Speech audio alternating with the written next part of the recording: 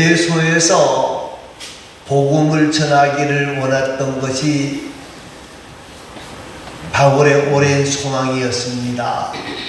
이 예배소를 왜 이렇게 중요하게 여겼는지 잘 알 수는 없습니다만은 제가 알기는 바울의 사역 가운데에 가장 오랫동안 머물러 있던 도시가 어딘 곳 하면 바로 예배소입니다. 예배소. 오늘 본문 8절과 9절과 10절을 오늘 보려고 그러는데요. 그 3년 동안에서 석 달 동안은 회당에서 가르쳤고 2년은 두란노 서원에서 바울이 하나님의 말씀을 증거했다 하고 소개를 하고 있습니다. 자, 8절 말씀을 다 같이 한번 읽어봅니다. 바울이 하나님의 들어가 달 동안 가운데 하나님 나라의 말하여 영원하며 권면하되. 자, 바울은 하나님 앞에서 이방인 선교사로 부름을 받은 사람이에요. 이방인 선교사로 부름을 받은 사람인데 가만히 보면 바울이 어느 도시에 가든지 가장 먼저 찾아가는 데가 어디죠? 회당이에요. 왜 회당을 찾아가느냐? 그 바울은 자신의 동족들, 유대인들이 예수를 믿지 않는 것에 대한 안타까운 마음이, 그 동족을 사랑하는 마음이 가득했다. 그렇게 생각이 되어집니다. 자, 회당에 들어가 석 달 동안 하나님의 말씀을 증거했는데 어떻게 증거했느냐? 담대히, 그랬죠? 담대히 그랬어요. 담대히. 이게 중요한 거예요. 하나님의 복음은 거짓말이 아니거나 거짓말이나 이게 아니잖아요. 그죠? 뭐예요? 하나님의 복음은 진짜란 말이에요. 과장을 하거나 꾸밀 필요가 없습니다. 확실하고 분명한 진리. 다른 것으로 대체할 수 있어요? 없어요? 예? 다른 것으로 대체할 수도 없고 비교할 수도 없는 유일한 길이 바로 뭐다? 예? 복음이에요. 하나님의 말씀이에요. 자, 그런데 우리가 중요한 것이 뭐냐? 복음을 증거할 때는 뭐가 필요하냐? 담대함이 필요한 거예요. 담대함이 필요한 거예요. 여러분, 하나님의 말씀을 전하는 데서 담대함이 필요한 거예요. 처음에는 잘 입이 안 떨어져요. 안 떨어져요. 모든 게 다 그렇습니다. 김영창 집사님 집에 신방을 갔는데 김영창 집사님이 얘기를 하다가 무슨 이야기를 하는 거 하면 군대에서 강연해서 내가 꽤 돈을 많이 받았어 그러시더라고요. 그래서 얼마나 받으셨어요? 한 번 가면 15만 원씩 줘. 내가 저보다 더 많이 받았네. 저는 많이 받아봐야 10만 원밖에 안 받았는데요.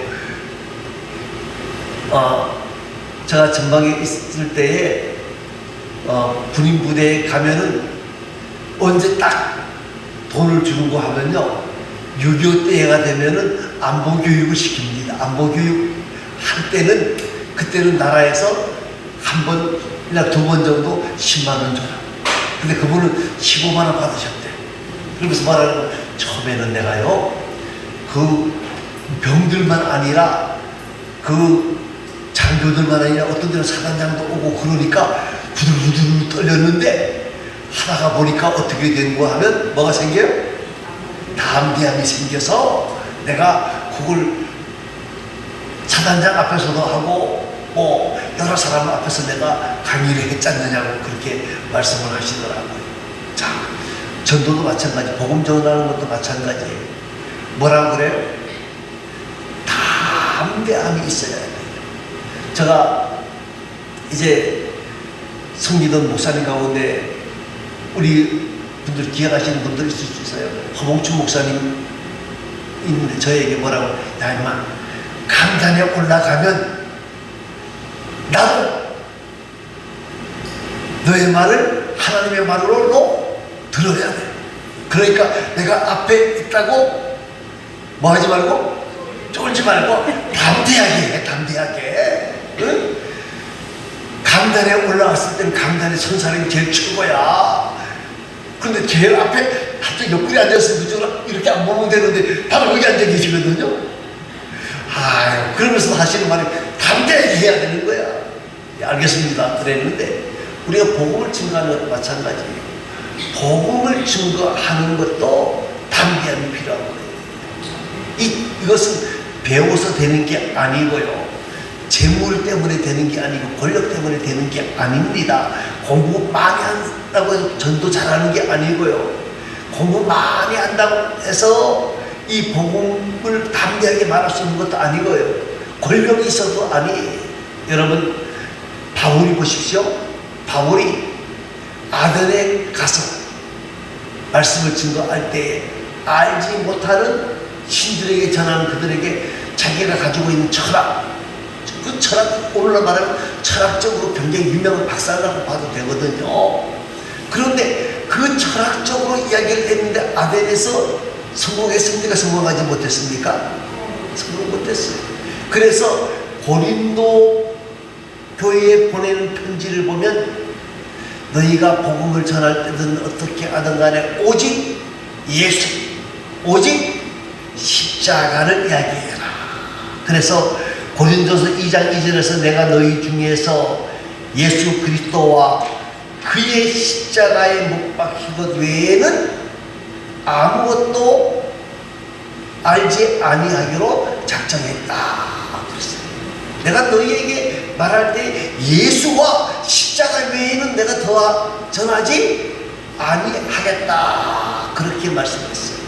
그 이유를 바로 고린도전서 2장 5절에서 설명을 합니다. 너희 믿음이 사람의 지혜에 있지 아니하고 다만 뭐에 있다? 하나님의 능력이 있게 하려 함이라. 여러분, 예수님이 능력이고 십자가가 능력이에요. 예수님이 능력이고 십자가가 능력이라니까요. 왜? 십자가 앞에 우리의 모든 죄가 다 용서받았고 미래도 보장받았고. 그런데 중요한 것은요, 이것은 아는 게 중요해요. 이걸 알려고 그러면 뭘 해야 되느냐? 뭐 해야 될 것 같아요? 성령 충만을 받아야 돼요. 성령 충만을 받아야 돼요. 여러분, 베드로를 중심으로 제자들을 한번 보세요. 베드로 뭐라 그랬어요? 모든 사람들이 다 배반해도 나는 한다 안 한다? 안 한다. 그런데 우리가 잘 아는 것처럼 몇 번 합니까? 3번이나. 그것도 어린 여자 앞에서도 저주까지 하잖아요. 어떻게 보면 의리도 없고 지주도 없는 사람이 누구요? 베드로예요. 자, 베드로가 부활하신 예수님을 만났을까요? 안 만났을까요? 만났잖아요. 근데 만나놓고는 뭐해요? 야, 부활하신 예수님, 내가 예수님 만났다. 그거 증거하고 다녔어요? 어디에요? 야, 이제 예수님 돌아가셨으니까 어디로 가자? 고기나 잡으러 가자, 고향 가자. 그리고 올라갔어요. 부활하신 예수님을 안 만난 게 봤어요. 부활하신 예수님을 몇 번이나 봤어요. 그런데 부활하신 예수님을 보고도 지금까지 예수님 말씀을 들었던 걸 생각하고도 그들은 고기 잡으러 갔단 말이에요. 그런데 오순절 성령 강림의 역사를 통해서 그들이 어떻게 되어져요? 완전히 새로워지잖아요. 여러분, 우리가 담대히라고 하는 말을 사용하는 건요, 우리 힘으로 되는 게 아니에요. 우리 능력으로 되는 게 아니에요. 뭘 받아야 돼요? 성령의 능력을 받아야 돼요. 예, 먼저는 교회에서는요, 한 달에 한 번 정도 아니면 2달에 한 번 정도 이제 길거리 전도를 나가는 상거리가 있는데, 자, 오늘은 길거리 전도하는 날이면 찬양을 준비해서 찬양을 하고요. 또 뭐 먹을 거라든지 뭐 과걸 준비를 해서 나눠주기 시작합니다. 그런데 많이 참석하지 않죠? 많이들 참석 안 해. 왜요? 내가 동네에서 예수 믿는 거 다 아는데도 그 지나가는 군인들이나 여러 사람들에게 전도지를 나눠주고 이거 하는 것이 뭐예요? 부끄럽다는 거예요. 부끄러워서 못한다는 거예요. 체면 때문에 못한다는 거예요. 지식으로 되어지는 게 아니고 권력으로 되어지는 게 아니라 뭘 받아야 된다? 성령의 충만함을 받아야 담대해진다 하는 것을 여러분 꼭 기억하시기를 바랍니다. 두 번째는 바울이 전한 것이 뭘 전했어요? 뭘 전했죠? 하나님의 나라를 전해. 하나님의 나라를 전했어. 하나님의 나라.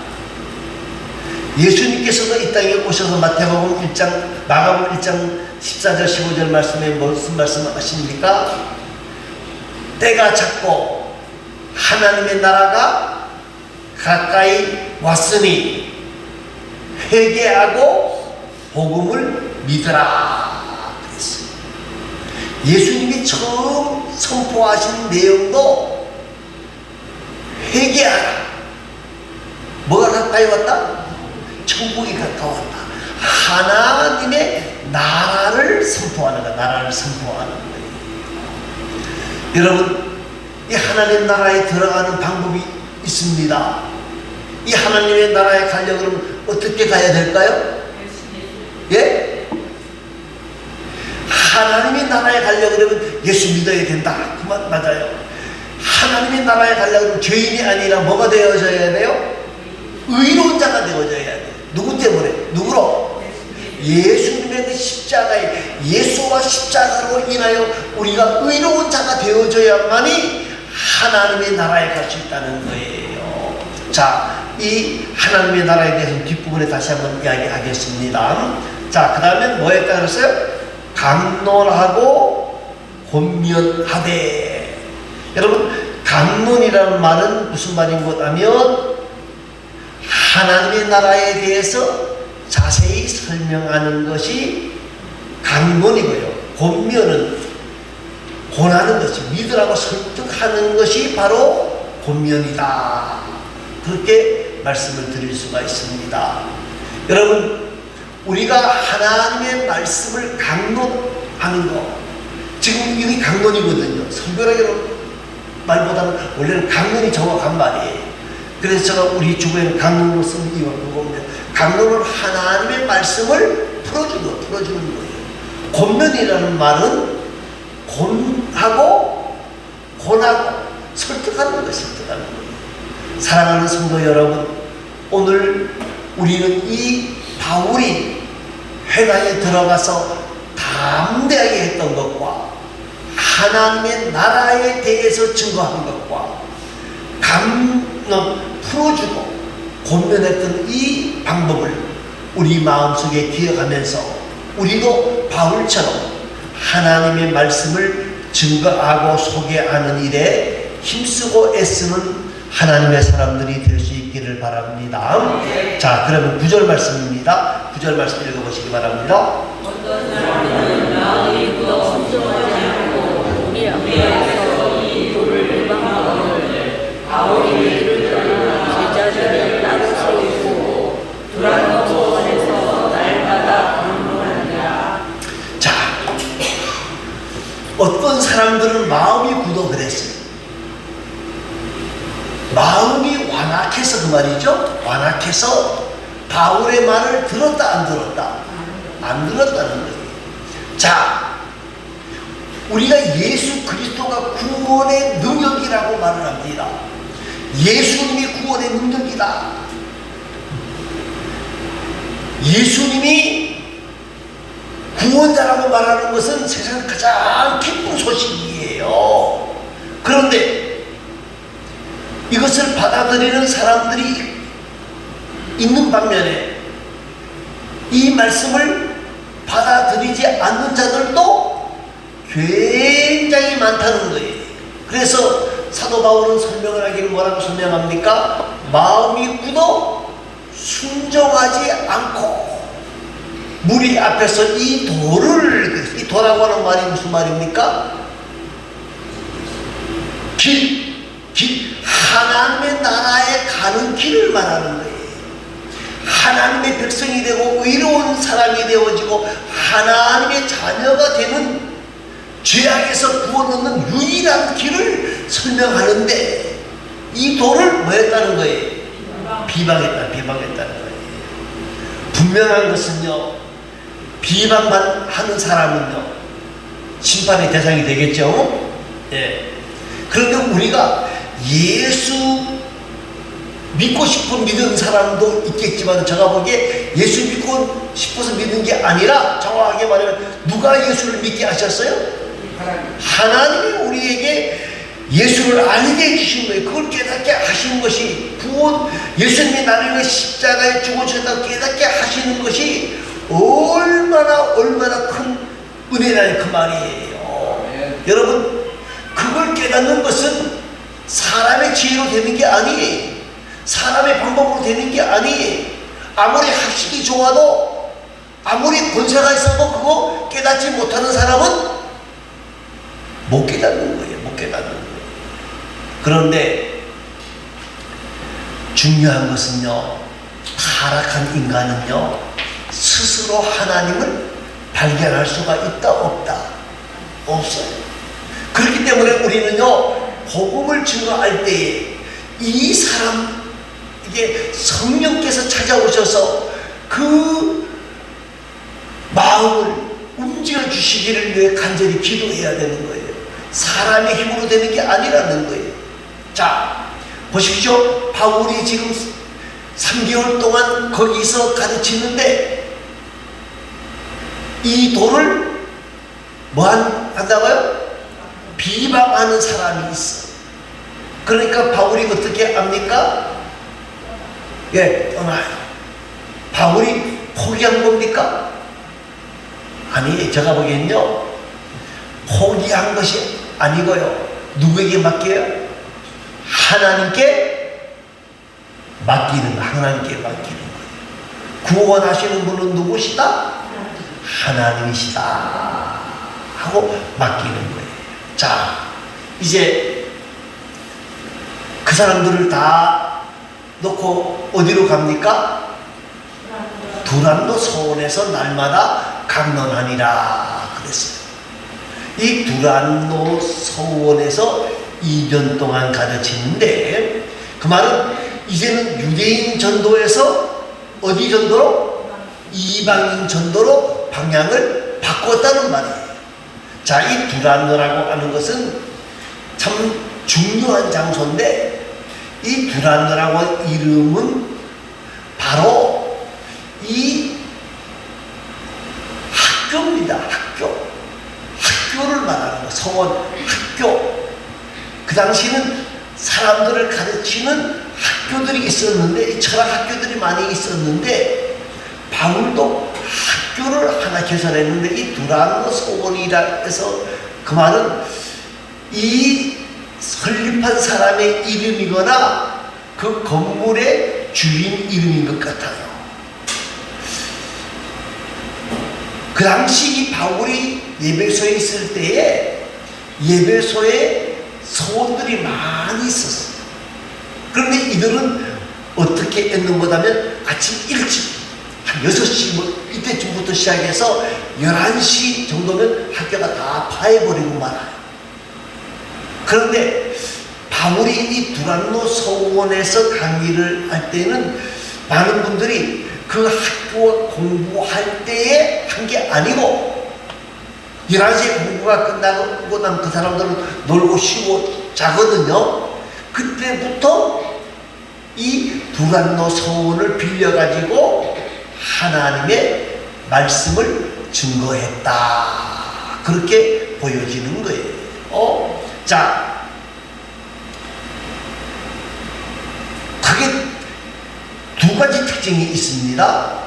두 가지 특징이 있는데 그 특징이 뭔가 하면 말씀 공부가 중심이 되어졌다는 거, 말씀 중심이 되었어요. 여러분, 사람들이 교회에 출석하면 삶이 변화가 일어나기 시작합니다. 그런데 변화가 일어나려고 그러면 어떻게 해야 되느냐? 어떻게 돼요? 믿음이 생겨야 사람이 변화되는 거예요. 그냥 교회에 왔다 갔다 한다고 해서 뭐가 생겨요? 믿음이 생기는 게 아니고요. 그죠? 예. 믿음이 생겨야 사람이 변하는데, 그 믿음이 생기는 방법이 뭐예요? 말씀이에요. 말씀이 우리를 변하게 하는 거예요. 그래서 우리가 이 강론의 중심에서 가장 중심이 뭐여야 되는 거라면 하나님의 말씀이에요. 말씀 속에서 주님의 뜻을 발견해야 되고요. 말씀 속에서 하나님의 음성을 들어야 되고요. 말씀을 들으면서 하나님이 주시는 복을 발견해야 되는 거예요. 그리고 하나님이 내게 명령하시는 명령을 발견하는 귀한 자들이 되어져야 된다는 거예요. 또 한 가지는요, 이 말씀 중심이었는데 또 한 가지 중심이 뭘까요? 바울이 뭘 전했을 것 같아요? 복음을 전했죠? 복음 중에서 가장 중요한 게 뭐예요? 예수 그리스도. 예, 믿음으로 구원 얻는다. 그 말 맞아요. 그런데 더 중요한 것은 하나님 나라에 대한 설교예요. 하나님 나라에 대한 강론이에요. 예수님이 이 땅에 왜 오셨습니까? 왜 오셨어요? 우리를 구원하시려고. 그 말 맞습니다. 예수님이 돈 벌러 이 땅에 오셨습니까? 예수님께서 천년만년 이 땅에 살려고 오셨습니까? 아닙니다. 우리 예수님이 오신 가장 큰 이유는 우리를 구원하게 하기 위해서였다. 그러면 그 구원하게 하셨다는 말이 무슨 말이냐? 우리를 어디로 보내기 위해서 오셨다는 말이에요. 천국, 하나님의 나라에 가게 하기 위해서 예수님이 이 땅에 오신 거예요. 하나님의 나라에 대한 관심을 우리가 가져야 된다는 거예요. 여러분, 우리는 다 떠납니다. 그죠? 병든 사람도 떠나고요, 건강한 사람도 떠나고요. 어떤 데 보면요, 우리나라 속담 그대로 골골 80. 그 말은 무슨 말이에요? 골골, 아이고 허리야 뭐 어쩌고 하고 나 아파서, 그런 사람은 빨리 안 죽고 오래 살고, 나는 건강해, 나는 잘났어, 그러다가 빨리 가는 사람도 많아요. 왜 그런 거 하면요, 골골한 사람들은 아프면 어디부터 빨리 찾아가요? 병원 찾아가요. 건강을 자신하는 사람들은 내가 얼마나 건강한 줄 알아? 그리고 병원 안 가요. 의료보험에서 건강검진하라, 그거 안 해도 돼? 그러다가 갑자기 아파가지고 가면 죄송합니다, 몇 개요? 4기입니다. 그래서 가는 거예요. 자, 여러분, 힘 있는 자도 가고 힘 없는 자도 가고요, 다 가야 돼요. 자, 우리가 오래 사는 땅이 이 땅입니까? 하나님 나라입니까?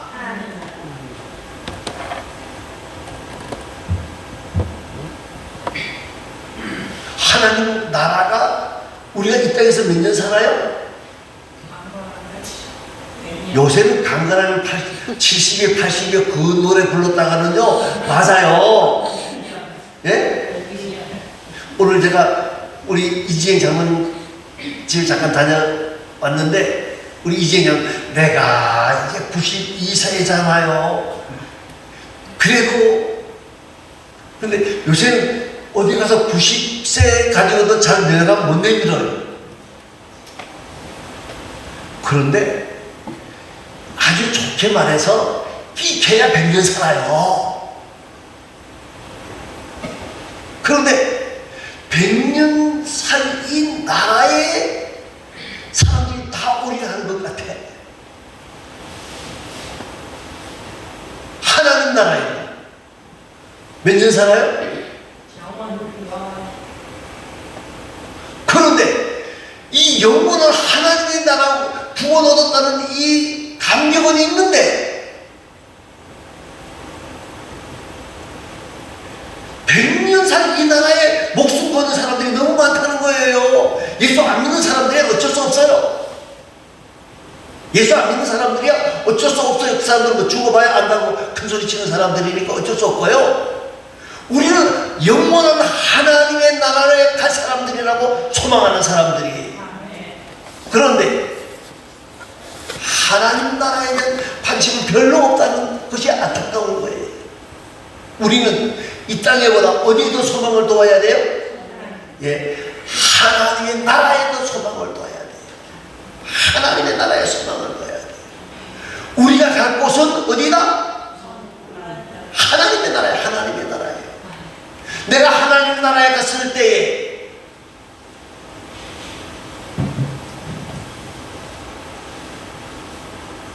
칭찬과 상급을 만날 수 있겠는가? 한번 생각하면서 정말 우리가 하나님의 나라에 대한 소망을 더욱더욱 가지고 하나님의 나라를 바라보고 하나님의 나라를 사모하고 살아가는 이 삶을 살아가야 된다는 거예요. 자, 10절 말씀입니다. 10절 말씀 한번 읽어보시기 바랍니다. 아시아에 사는 자들이나 헬라인이나 다 주의 말씀을 들어라. 자, 이 말은 사도 바울이 2년 동안 열심히 전도했더니 예배소에 있는 모든 사람들이 유대인이나 헬라인이나 다 주의 말씀을 들었다. 100% 예수 믿었다 그 말은 아니고요. 제가 봤을 때는 저 바울이 열심히 있는 사역으로 인하여서 많은 사람들이 예수를 만나게 되어졌고, 그리고 그 바울이 열심히 있는 사역으로 예배소 교회를 중심으로 해서 많은 교회가 세워졌다는 거예요. 우리가 소아시아의 7교회 이야기를 하게 되어지는데 요한계시록에 나오는 소아시아의 7교회 뿐만이 아니라 많은 교회들이 그때에 세워진 교회들이에요. 그 바울의 전도로 인해서 예배소에 있을 때에, 그래서 바울이 예배소에 있을 때에 가서 저한 교회도 있지만은 그 중심의 교회들이 많이 세워지는 거예요. 그래서 바울이 이 성경을 기록하면서 주의 말씀을 듣더라 그렇게 기록하지 않았나 생각이 되어집니다. 여러분, 교회 역할이 뭡니까? 예? 우리가 교회의 외형을 키우는 것도 중요합니다. 건물을 세우는 것도 중요하고 환경 정리하는 것도 중요해야 돼요. 이것도 전혀 하지 않아도 된다. 또 어떤 분들은 그렇게 생각하고 진행하시는 분도 있어요. 그러나 중요한 것은 교회는 복음의 확장입니다. 복음이 얼마나 확장되어지느냐. 또 더 나아가서 우리를 통해서 하나님의 교회들이 점점 많이 세워진다고 하는 것이 얼마나 귀한 일인가 우리는 한번 생각해 볼 필요가 있고, 정말 기회가 주어진다 그러면 우리 교회도 정말 외국에 하나님의 교회들을 세워주는 일에, 우리나라는 교회를 지금 세우려고 그러면 뭐 한 3억 10억 이렇게 들어야 되니까 엄두도 못 내요. 그러나 외국 같은 경우에는 뭐 한 3천에서 5천 뭐 1억 정도면 더해지는 못할지라도 시골에는 교회를 세워줄 수가 있거든요. 우리 교회가 그런 일에 더욱 열정과 최선을 다할 수 있기를 간절히 바랍니다. 그런 날이 있을 수 있기를 위해서 기도해 주시기를 간절히 부탁을 드리겠습니다. 우리 다 같이 기도합니다. 오늘 사도 바울처럼 우리도